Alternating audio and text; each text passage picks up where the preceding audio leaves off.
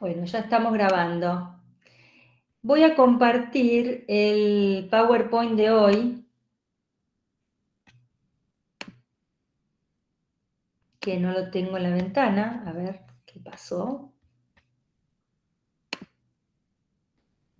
Ahí está. Ahí se ve la ventana. La veo yo por lo menos. Compartir. Les pido que me avisen si ven. Esperen que recién se está...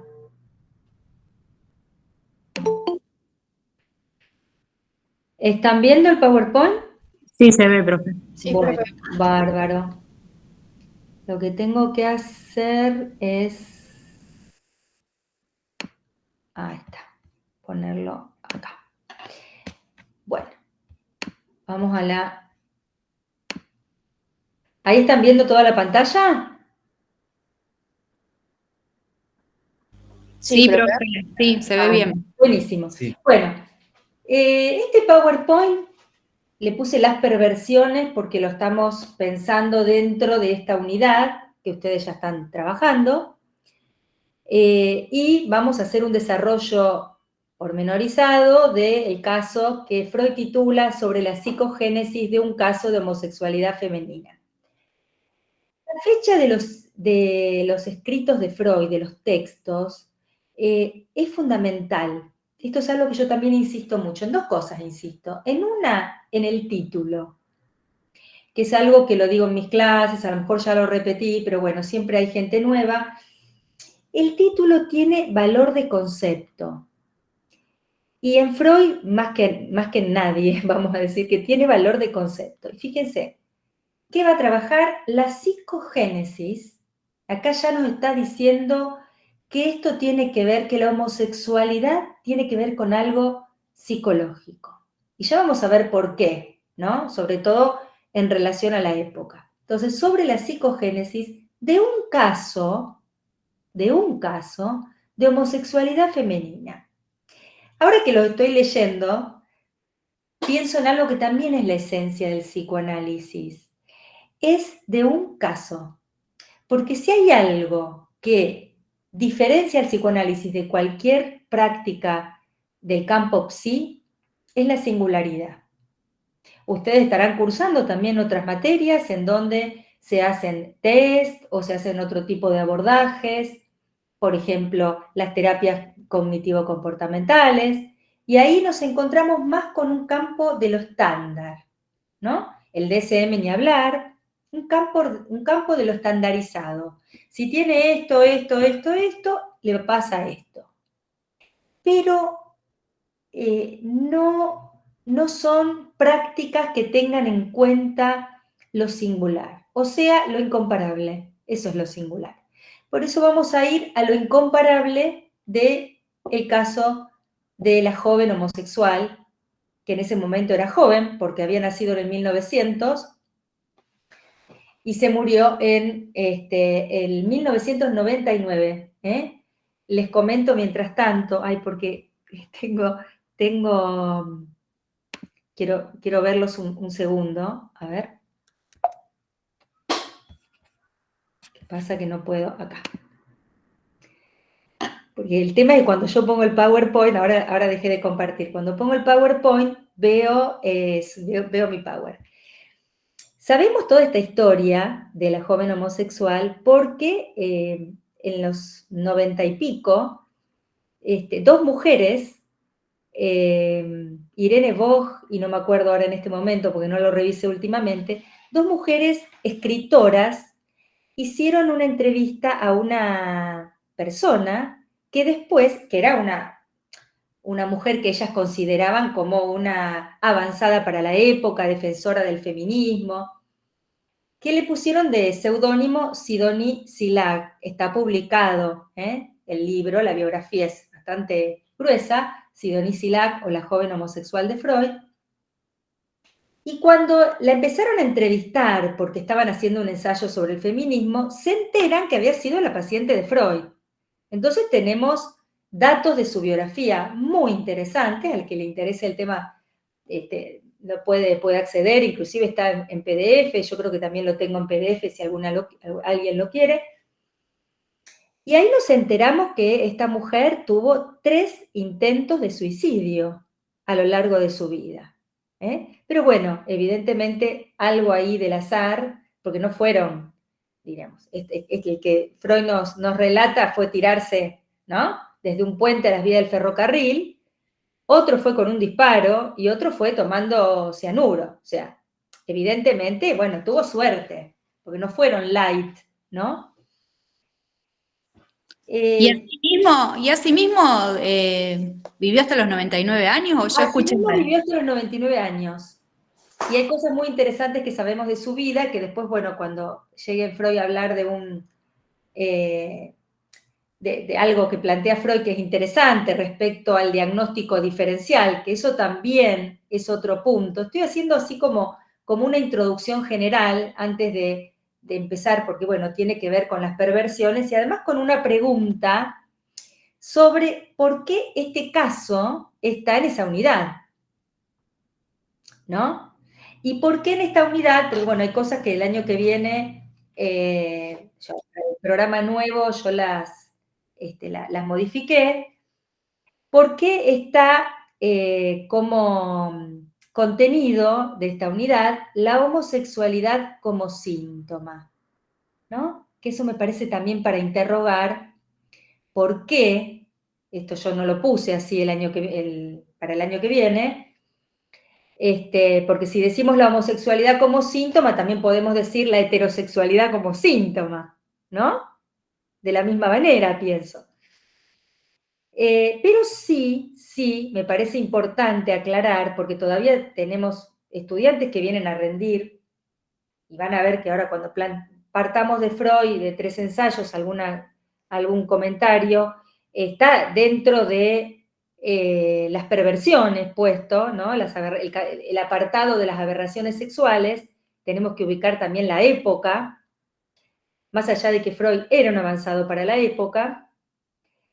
Sí, es muy importante despejar, ¿no?, que la posición homosexual la podemos encontrar en la estructura neurótica, en la perversión, que es un caso que yo tuve un paciente que siempre lo suelo contar en las consultas, en todo caso después puedo hacer alguna aclaración más para entender, y en la psicosis. De hecho, vamos a ubicar en el segundo cuatrimestre, cuando demos el caso Schreber, vamos a plantear justamente cómo se juega la cuestión homosexual en el caso Schreber. Entonces, podemos hablar que es una posición del sujeto en relación a la elección de objeto, que es lo que Freud nos va a transmitir en el caso de la joven.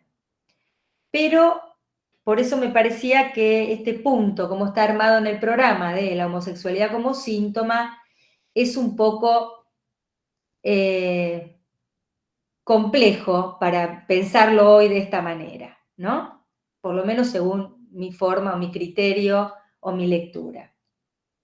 Y por el otro lado, lo que me parece fundamental entonces es que se trata del caso. Nosotros atendemos el caso, el sujeto, el singular. Bueno, voy a seguir entonces con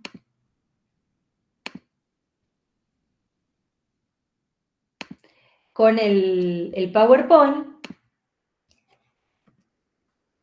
que estaba titulado como Las perversiones, le decía que tenía que ver con la unidad, y después con el título de La joven homosexual. Bueno, ¿por qué puse la significación del falo?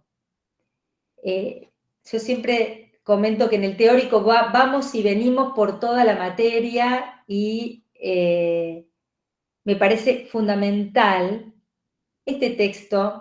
Sobre todo, esto es la primera página de la significación del falo.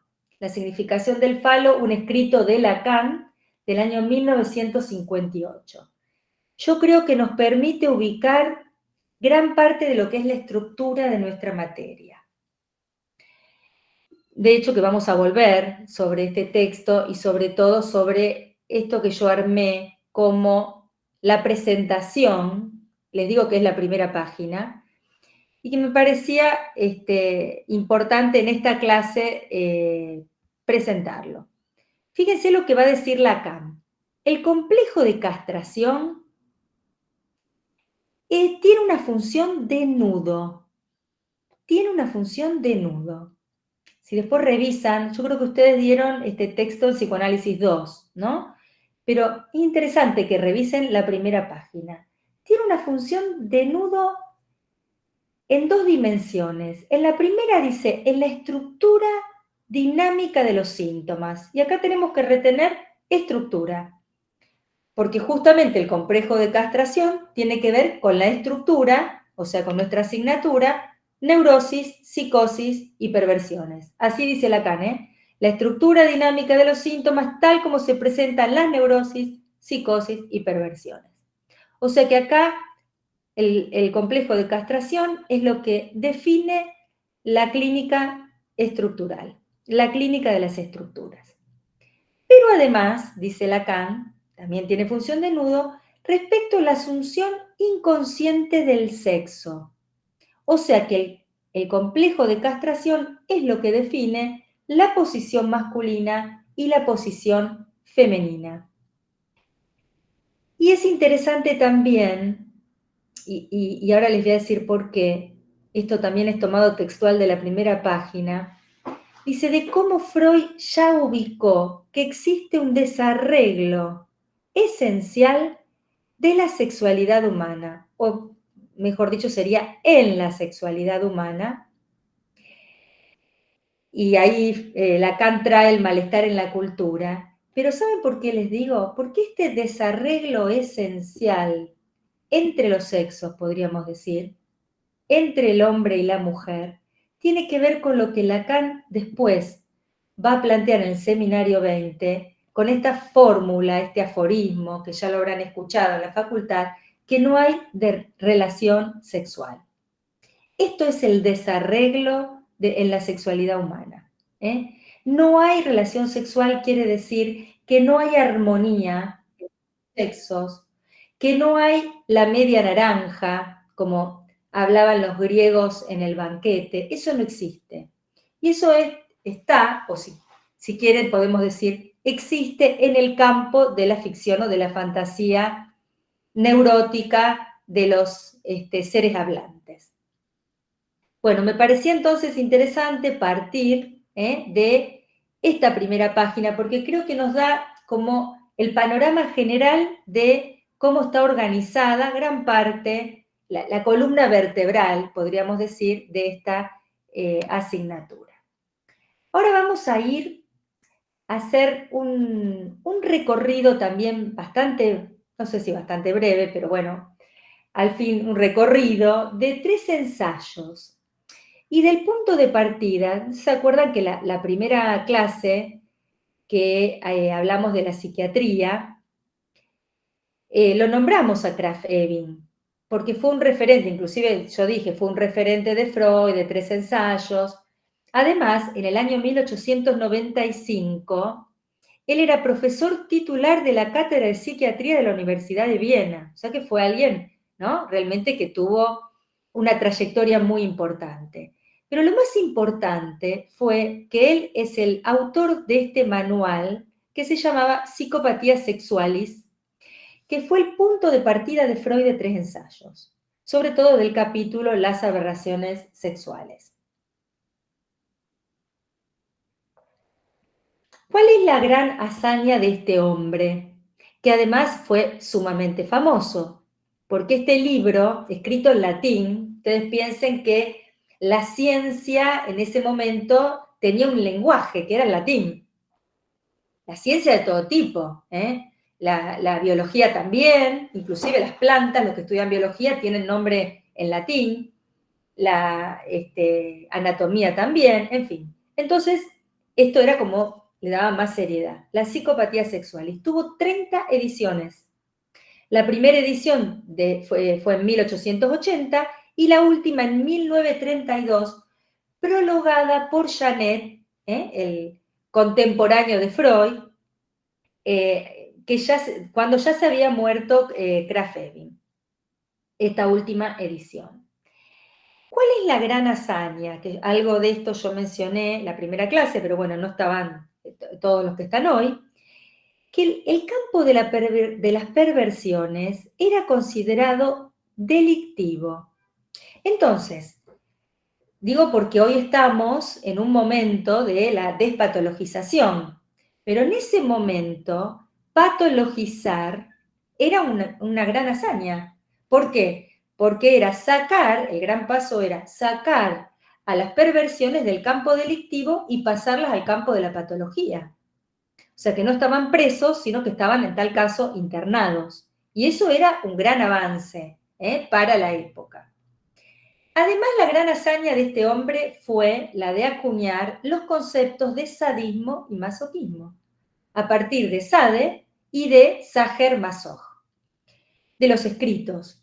Sade ya se había muerto, pero Sacher-Masoch vivía y Krafft-Ebing fue el responsable de aumentarle, ¿no?, el número de interesados en conseguir sus libros, sus escritos. O sea que le hizo una propaganda fabulosa. Pero, ¿qué hace Freud tomando, vamos a decir, este texto Psicopatías Sexuales, que además lo dice en la primera página de las aberraciones, cuando habla del punto 1, aberraciones sexuales en 3 ensayos? ¿Qué plantea Freud? Reordena este campo de las psicopatías sexuales en relación a la pulsión. Y acá ya cambia radicalmente. Y en relación a 2 elementos de la pulsión, que son el objeto y la meta. Ahí voy entonces al gráfico que yo me armé leyendo este punto 1 de las aberraciones sexuales. Tenemos, hasta acá van bien, porque como no los estoy viendo, no sé si hay alguna pregunta o... Sí, profe. Perfecto. ¿Francisca entró? Para que le pasen el dato, Francisca Caffarati, ¿no? Para que le pasen el dato, a lo mejor entra en un ratito, los que se inscriben. Y si no entra, después me lo pasan a mí. Francisca Caffarati.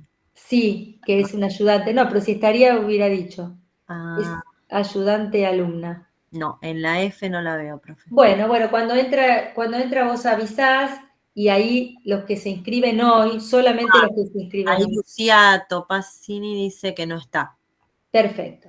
Bueno, entonces Lucía avisa, porque Lucía está como coanfitriona. Bien, entonces tenemos las desviaciones respecto al objeto de la pulsión y respecto a la meta. Entonces, esta clasificación de Krafft-Ebing, Freud la modifica, la reordena, y esto no es sin consecuencias, porque justamente la pulsión es lo que divide, que ya lo sabemos ustedes ya lo saben, lo que nos divide, lo que nos separa del campo del instinto, en donde ya no tenemos más nada que ver con el campo animal, ¿no? ¿Y con qué tiene que ver la pulsión? Con el lenguaje. ¿De qué estamos enfermos? ¿De qué estamos enfermos los seres humanos?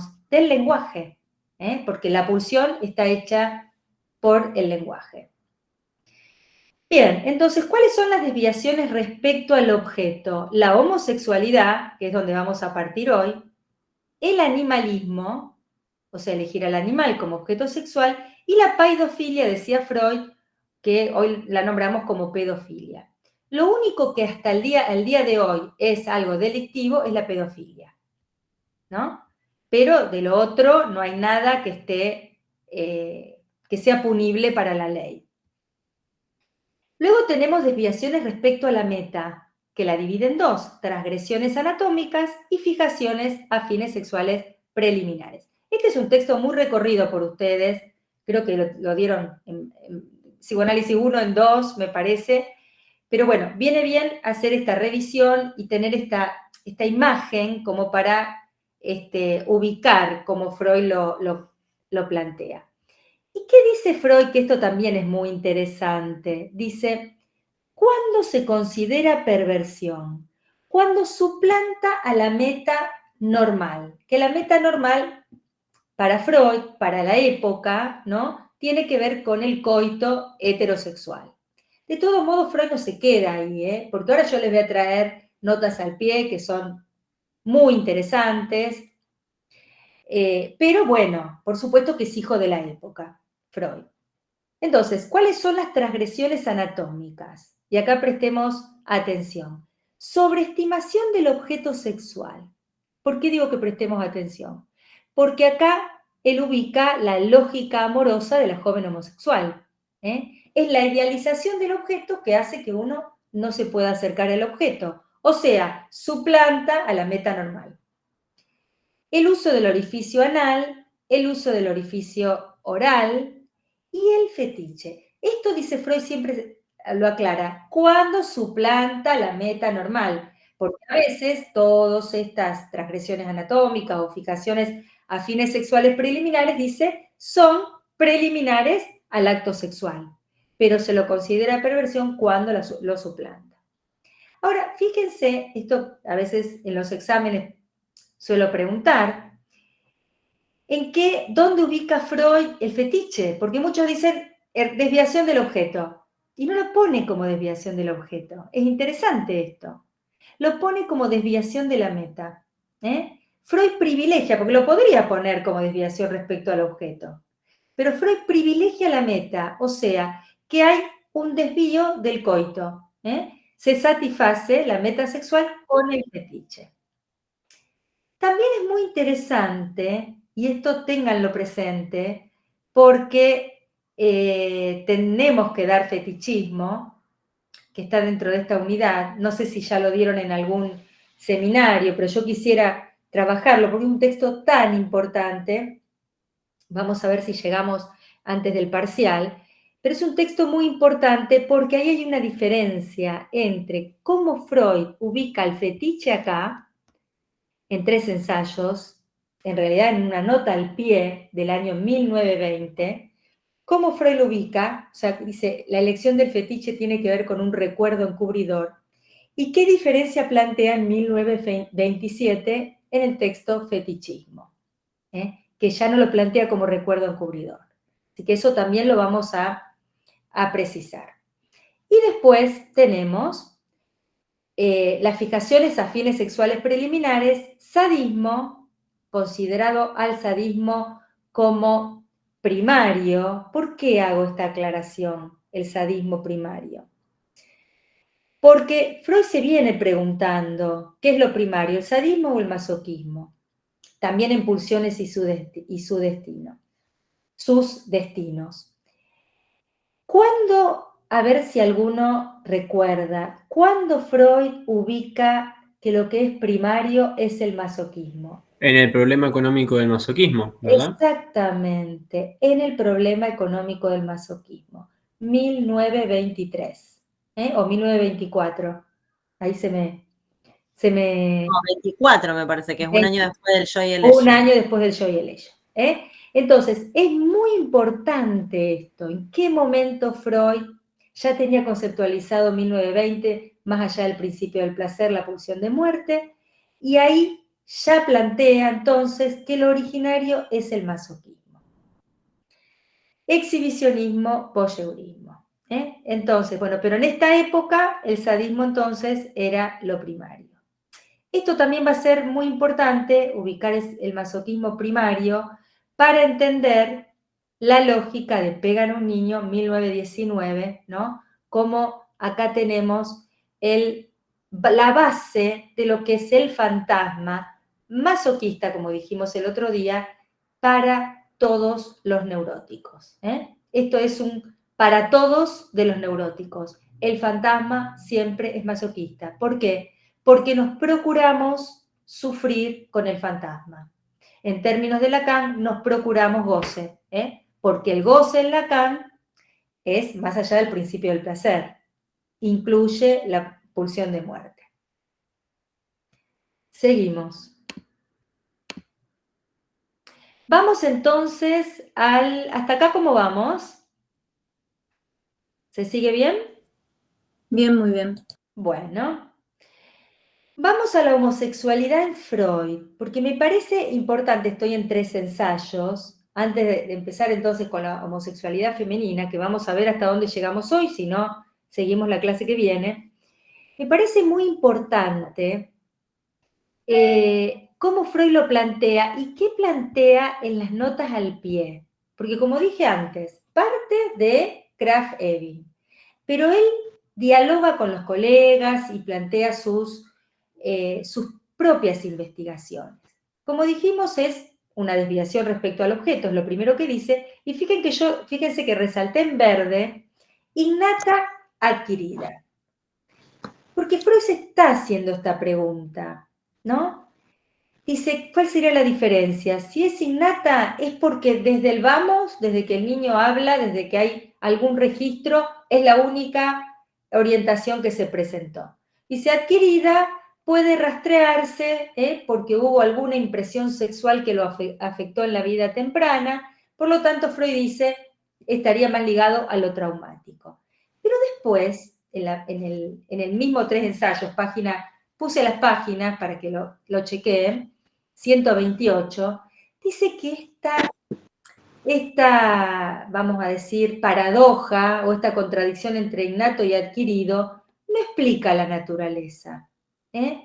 Dice, porque fíjense, Freud viene hablando de la pulsión. Entonces, lo innato sería creer que el enlace de la pulsión con el objeto podría ser innato. Entonces, esto no nos explica. Y adquirido, dice, sería sobredeterminar el factor accidental. Entonces, acá, ¿qué es lo importante y cuál es un aporte fundamental a Freud? Y esto sí le da actualidad. Vieron que yo les planteo, sobre todo para el año que viene, tomar este contenido mínimo problemáticas actuales como eje transversal para la materia. Entonces, todo lo que vayamos leyendo, vamos a pensar en la actualidad, que es lo que a ustedes les va a servir prontamente para el trabajo en la clínica. El recurso a la bisexualidad, doctrina de Fliess, que Fliess hablaba de dualidad del sexo. Entonces, acá ya hay algo en Freud que no es tan claro, ni una división tan tajante, ¿no?, entre el hombre-mujer y en la cuestión de heterosexualidad o homosexualidad.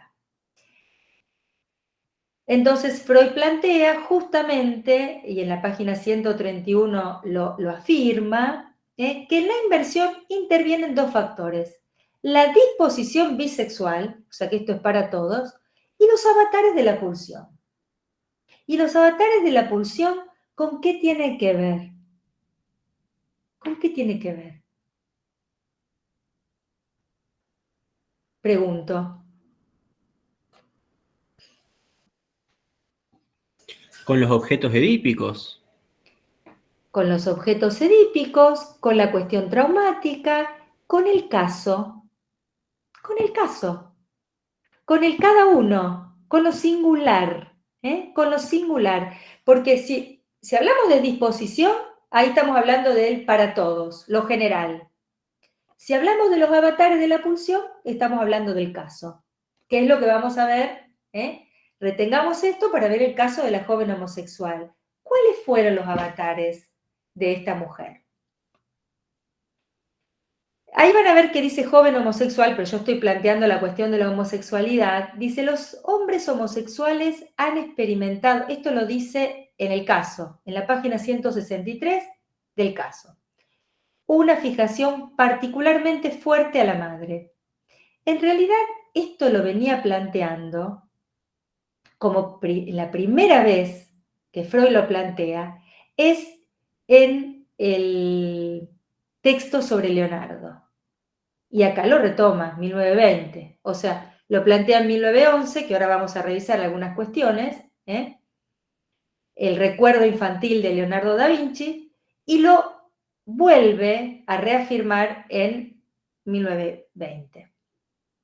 Y después dice, en el caso de la joven, todos los normales, junto a su heterosexualidad manifiesta, dejan ver una cuota muy elevada, me encanta lo de cuota, porque esto es literal, muy elevada de homosexualidad latente o inconsciente.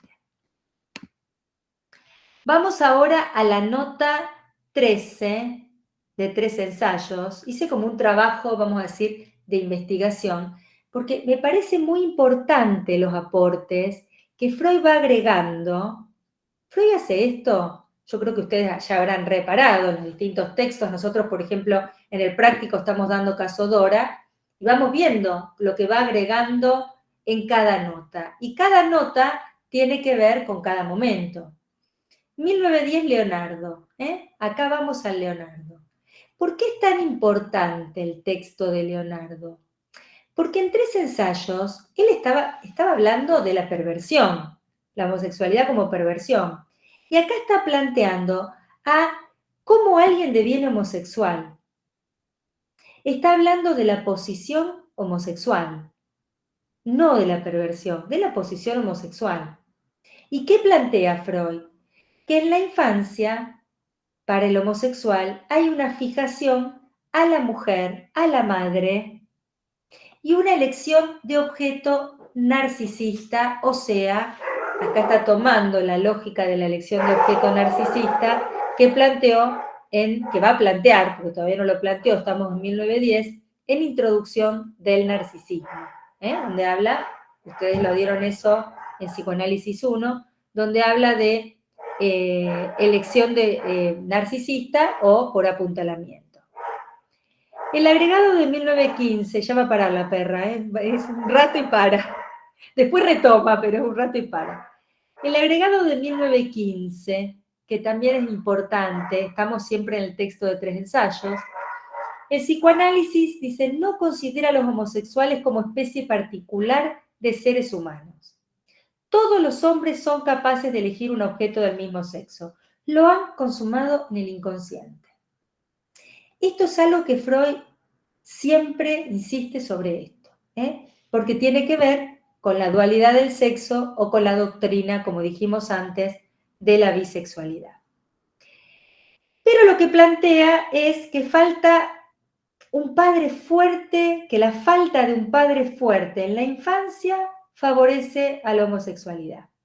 Y esto es algo que también va a decir Lacan, ahora vamos a pasar a Lacan, en el seminario 5. Bueno, este agregado, el agregado de 1920, que es de Ferenczi, a mí me parece sumamente importante.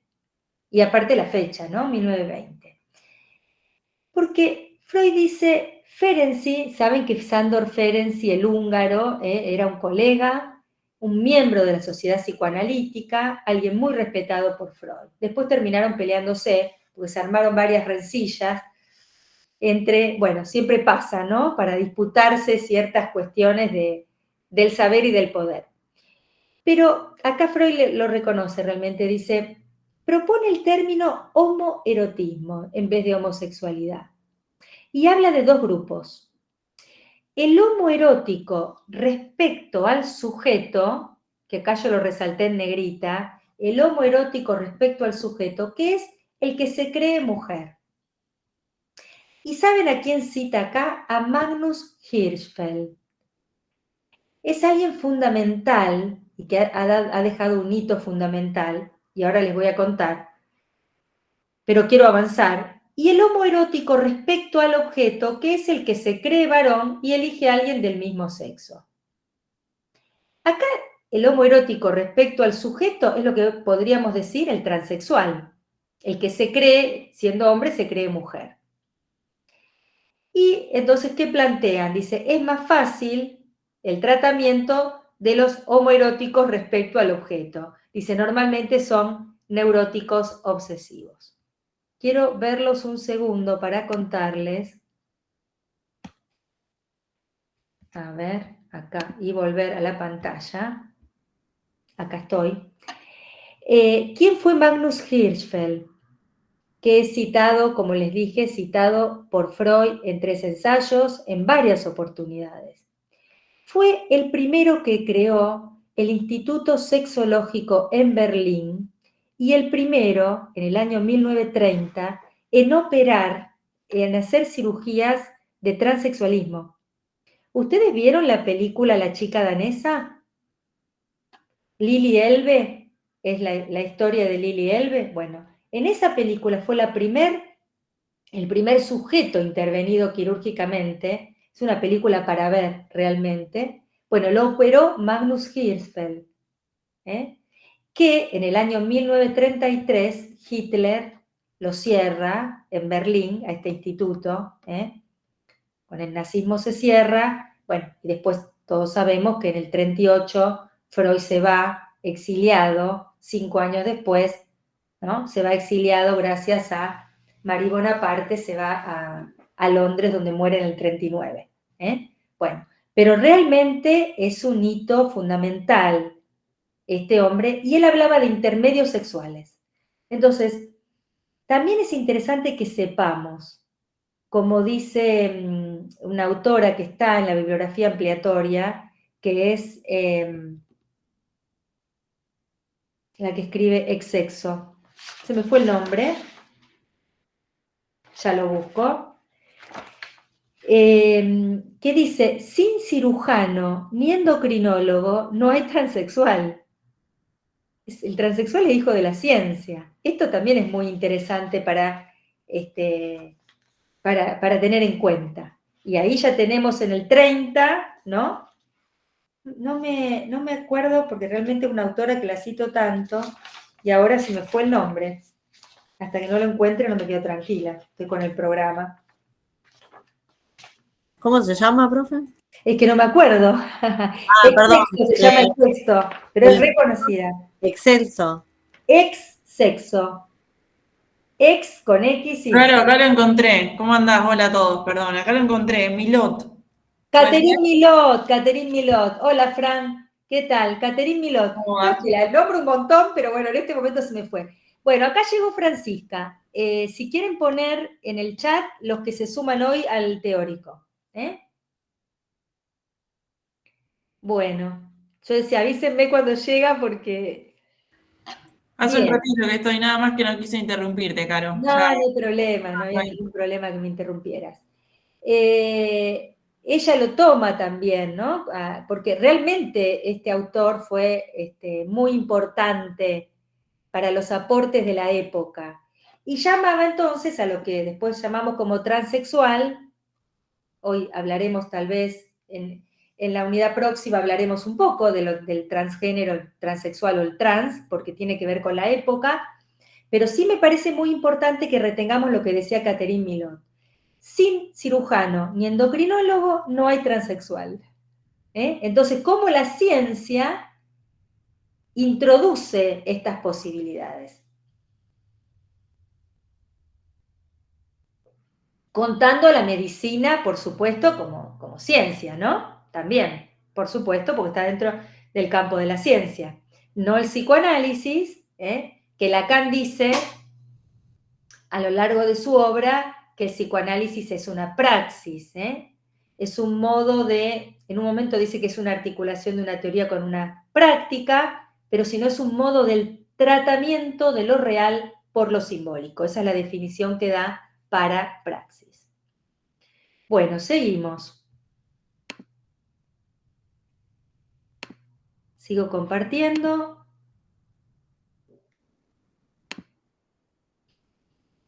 A ver.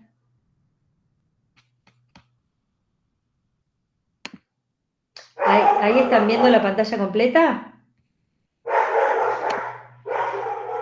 Sí, profe. Perfecto. Bueno, vamos al planteo, a ver, y acá, claro. Vamos al planteo, a ver cómo vuelvo, de la homosexualidad. ¿Qué datos tenemos de la homosexualidad femenina o qué plantea Freud, más allá del historial, ¿no? Más allá del historial que le dedica al tema? En 3 ensayos es muy poquito lo que dice. Habla de la meta sexual en las mujeres invertidas. Y dice, el contacto con la mucosa bucal es la privilegiada. Esto es lo que dice en 3 ensayos. En los textos del Edipo, yo llamo los textos del Edipo el 23, 24 y 25. Creo que lo dije en una de las clases, o sea, la organización genital infantil, el sepultamiento del complejo de Edipo, 1924, y algunas consecuencias psíquicas de la diferencia sexual anatómica, 1925.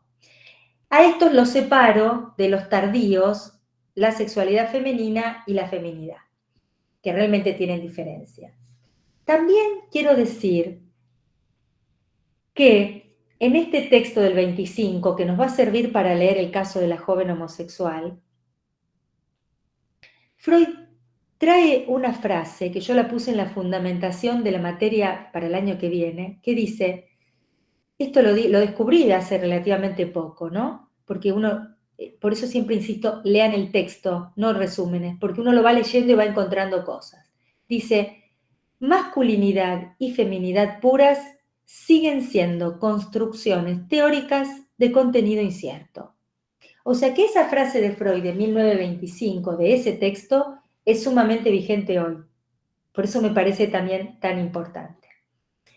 Acá, ¿de qué habla? Del complejo de masculinidad, de la fase, también habla en los otros, ¿no? En los otros textos del Edipo, pero me parece que acá queda como bastante situado, ¿no? Ese momento viril que Freud dice, una fijación en ese momento puede dar por resultado, una fijación duradera, la homosexualidad. Y también plantea algo que tal vez lo podemos retomar en la unidad de psicosis, que la desmentida, vieron que venía hablando la desmentida en el varón, que es algo común, después la desmentida de la castración en fetichismo, la persistencia ahí va a dejar al sujeto del lado de la perversión, pero dice, la desmentida, la mujer la deja más del lado de la psicosis, no de la perversión. Lo cual es muy interesante esto. Porque está hablando de las consecuencias psíquicas de la diferencia sexual anatómica. Entonces no es lo mismo, y esto también es muy importante para retenerlo hoy, no es lo mismo haber nacido anatómicamente hombre que anatómicamente mujer. Así tengamos los recursos de la endocrinología y de la ciencia y de la medicina, del cirujano y del endocrinólogo, es sobre el real del cuerpo. Entonces, si no, estamos desmintiendo o renegando lo real del cuerpo. Y para una mujer renegar, ¿no? Que es mujer, no es lo mismo que para un hombre renegar.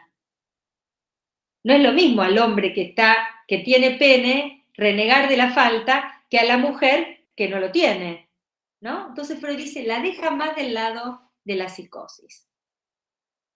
Bueno, tema que podemos ampliar para la próxima unidad. Y plantea algo, que esto por eso me parece que es lo más rico para pensar, para luego leer una clave de lectura del caso de la joven homosexual, cuando dice, toda mujer neurótica tiene que estar pasar por la fase fálica, o sea, la fase masculina, o sea, el complejo de masculinidad.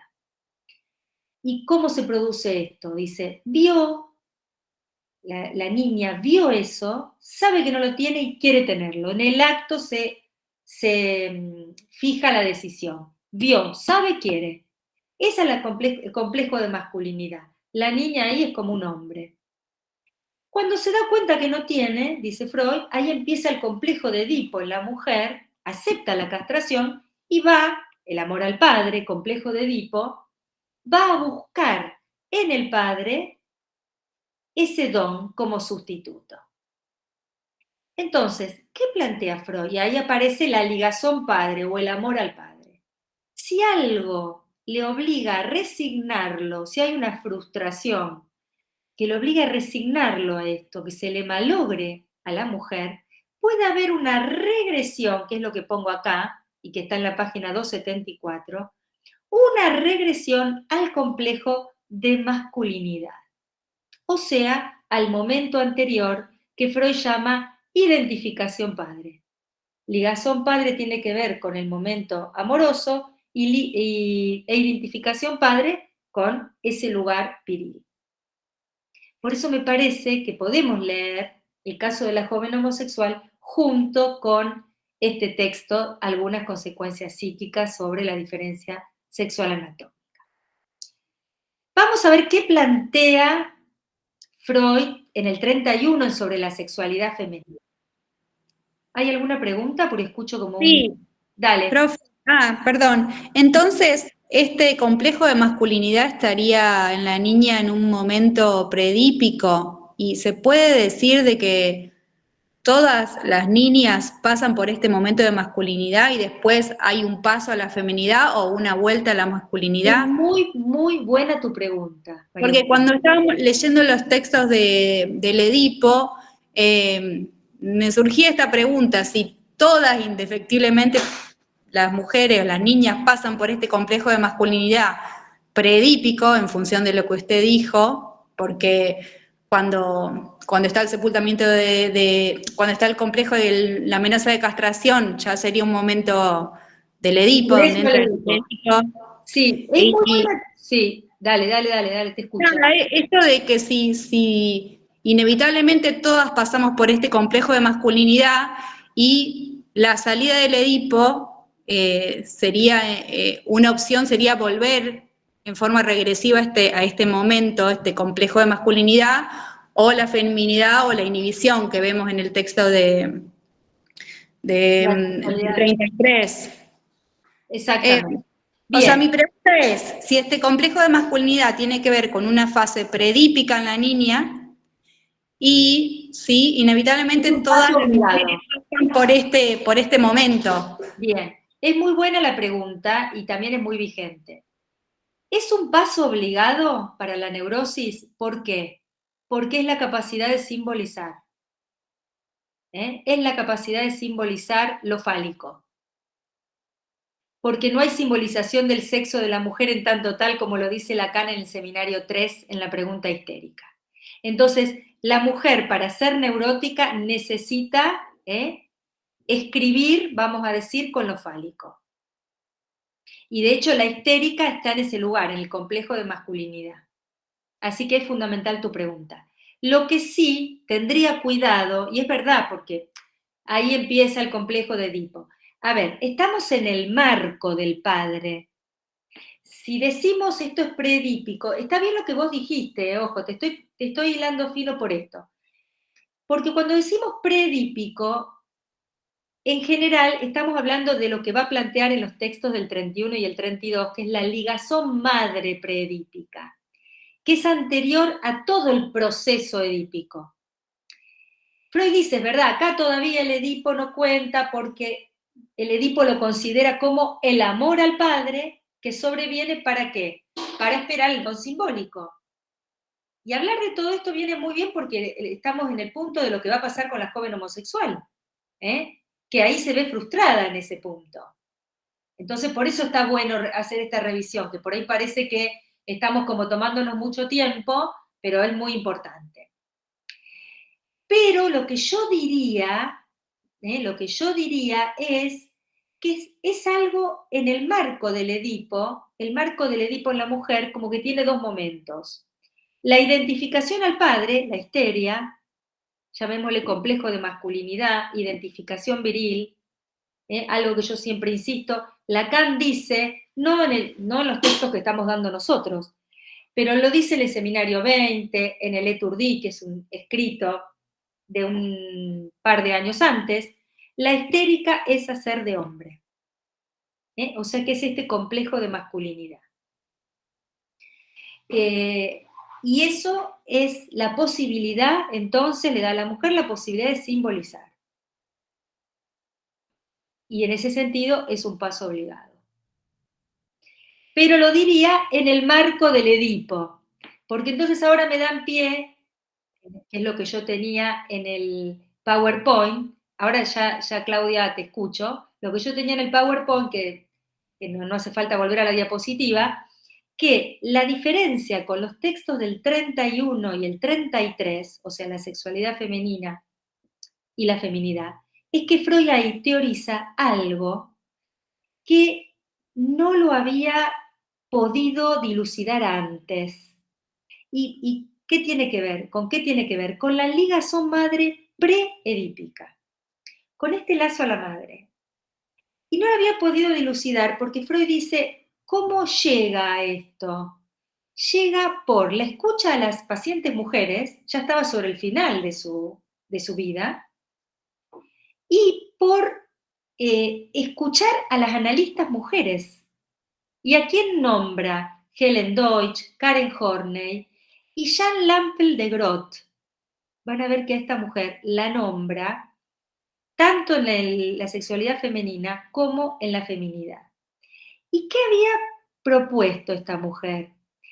La actividad fálica de la niña, el goce de la niña en relación a la madre, y que eso podía tener que ver con la homosexualidad. Ahora bien, otra cosa. Freud también plantea, fíjense que nosotros estamos planteando que en los prácticos lo doy, en la materia lo damos, que las coordenadas de la histeria tienen que ver con el amor reprimido al padre. Pero además, Freud lo que va a decir en estos textos es que el amor, la ligazón madre preedípica tiene consecuencias para la histeria. Bueno, agrega algo más. ¿Y por qué? Bueno, y ahí también está Karen Horney, que plantea que la homosexualidad femenina, la elección homosexual, tiene que ver con un sustituto de la madre.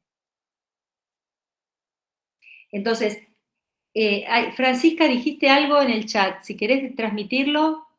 No, Caro, les puse si querían entender un poco esta cuestión de la disimetría de los sexos, que Lacan en el seminario 3 de la psicosis, particularmente la clase 12 y 13, va a hablar sobre la disimetría y sobre esta falta situada a nivel del significante falo, que justamente no, o sea, la mujer no tiene ese significante falo con el cual se pueda identificar y por eso ocurren todas estas cosas, por ahí para entenderlo mejor quizás. Exactamente, porque ahí lo que Freud plantea, y es lo que estamos de alguna manera bordeando, es que no hay simetría entre un sexo y otro. Lo plantea, Lacan, pero Lacan dice tomándolo de Freud.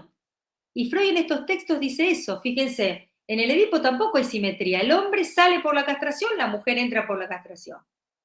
Y Freud, Lacan va a decir, la salida del Edipo no tiene que ver que la niña se identifica a la madre y el hombre al padre. Y eso es lo que va a trabajar en esas clases, que en todo caso después las podemos revisar, porque si no nos vamos a ir yendo por todos lados, pero para el práctico nosotros la trabajamos, el otro día en la consulta también del lunes, ¿no? De qué se trata esta disimetría y que tiene que ver también con lo que plantea la significación del falo, ¿no?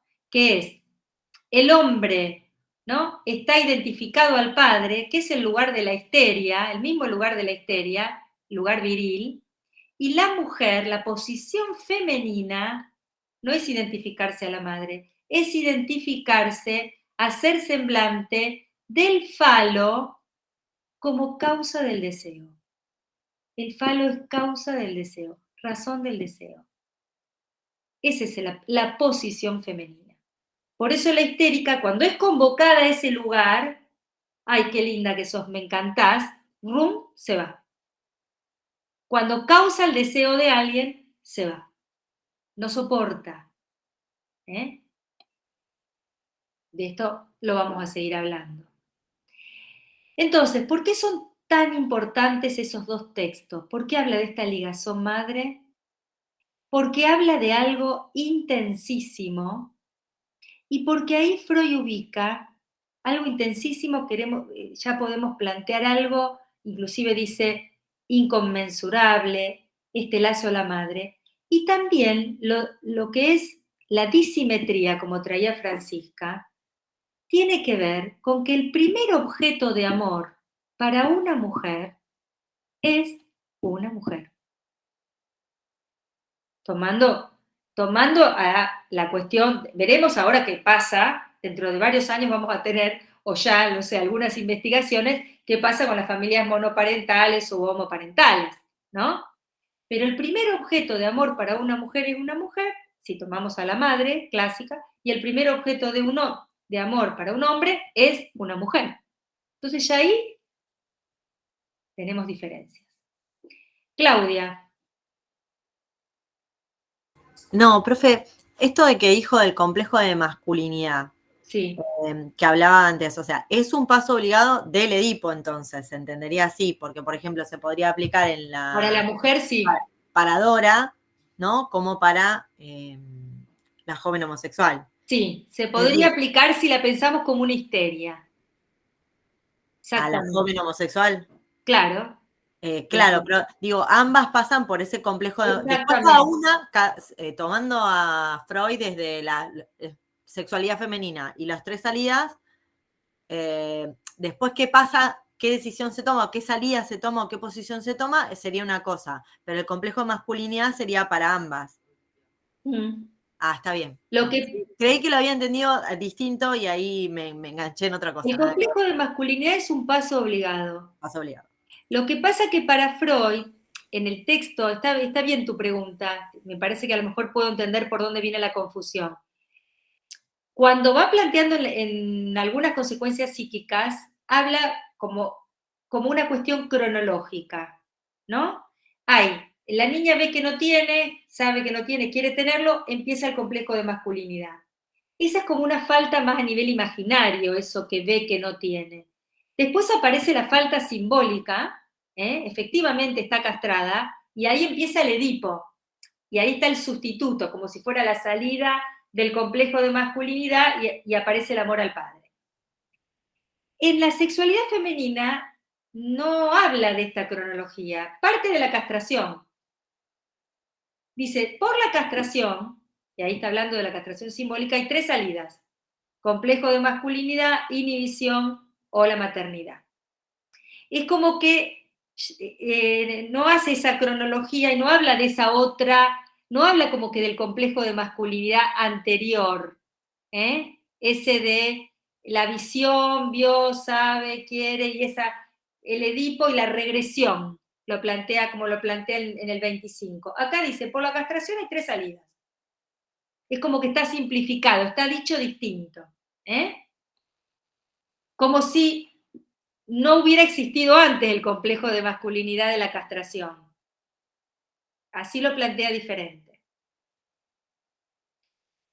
Bueno, ¿alguna otra pregunta?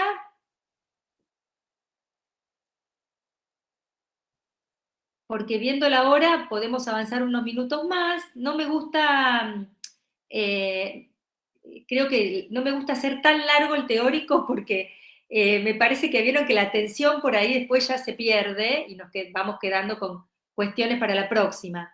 Quiero ver qué me falta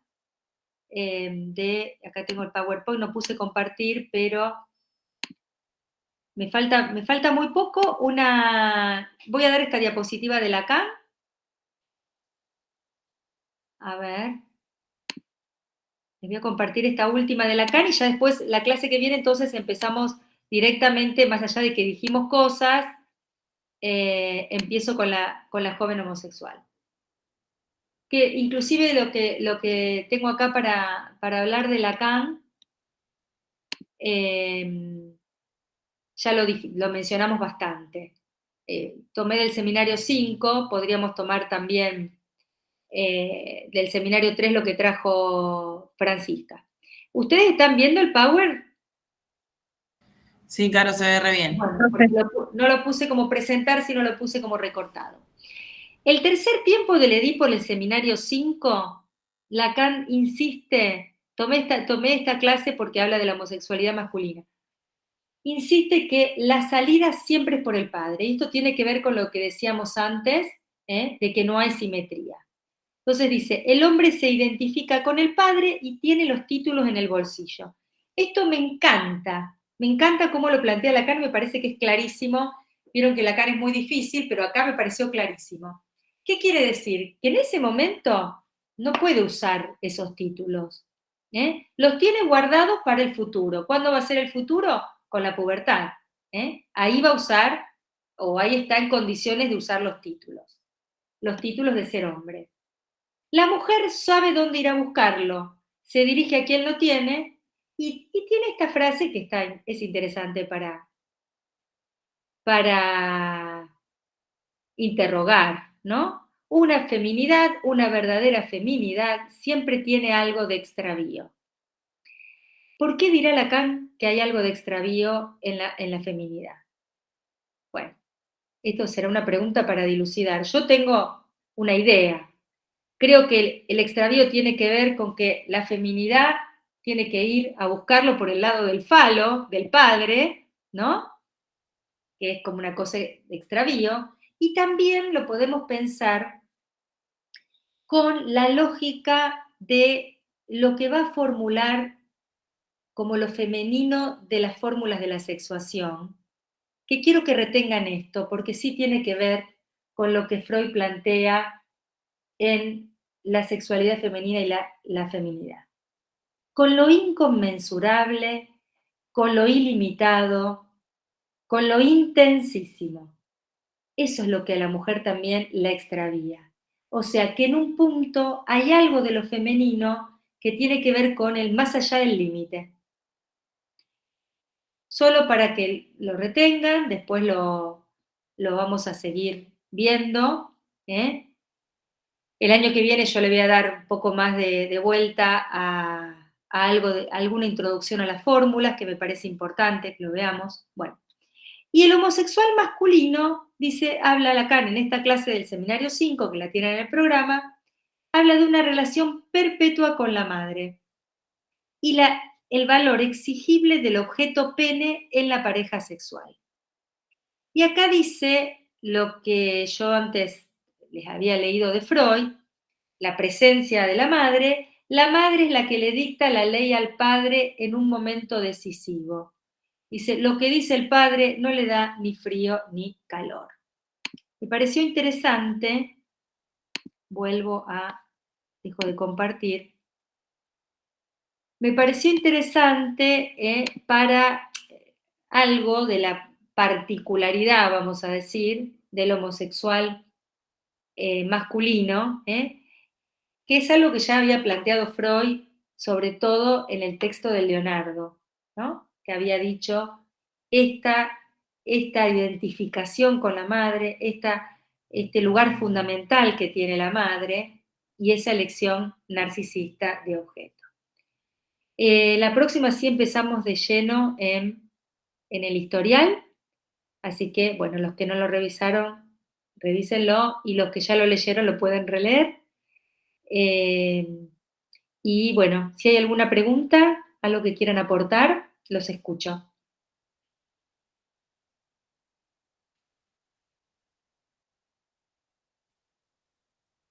Si no, por hoy terminamos acá. Bueno, entonces hoy dejemos acá, nos vemos el jueves, y vamos a trabajar entonces la joven homosexual. Si nos llega a sobrar tiempo, vamos a trabajar el esquema que plantea Lacan en el capítulo Dora y la joven homosexual, que también les va a servir para los prácticos que estamos dando Dora. Bueno, un gusto. Nos vemos la semana que viene. Gracias, profesora. Hasta luego.